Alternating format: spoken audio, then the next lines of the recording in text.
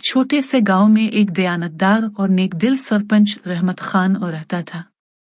इसके दो ही सहारे थे, एक बेटा अफजल और एक बेटी आयशा।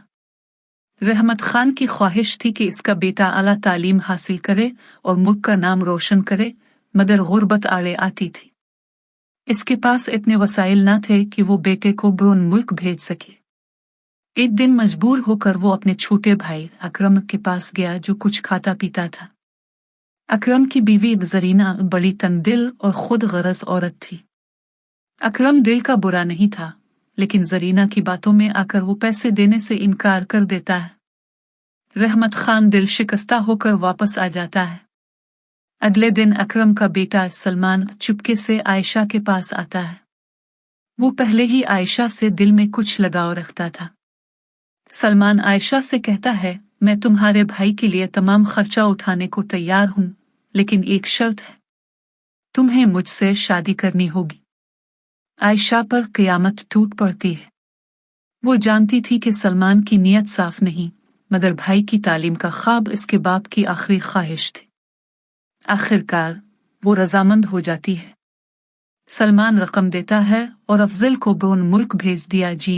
अफजल नए मुल्क में पहुंचकर तालीम हासिल करता है, मगर वहां एक अमीर लड़की सोफी से मोहब्बत कर बैठता है।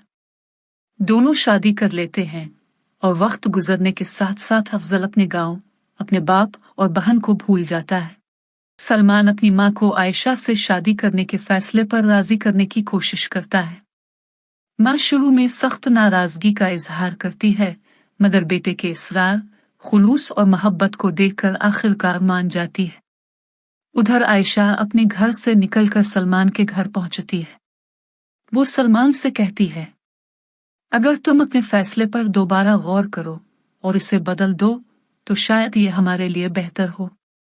लेकिन सलमान अपनी बात पर कायम रहता है। बाद में आयशा अपने वालिद को सब सच बता देती है। इसके वालिद ये बात सुनकर खामोश हो जाते हैं। आखिरकार दोनों घराने राजी हो जाते हैं। सलमान और आयशा की शादी हो जाती है और वो दोनों खुशियों भरी जिंदगी गुजारने लगते हैं। सोफी ज्यादा देर साथ नहीं रहती। वो अफजल को छोड़ देती है और अफजल तन्हा हो जाता है। टूटा हुआ, खाली हाथ वो वापस गांव आता है, मगर अब वो वही अफजल नहीं रहा था। अब वो मगरूर और खुद गरज हो चुका था।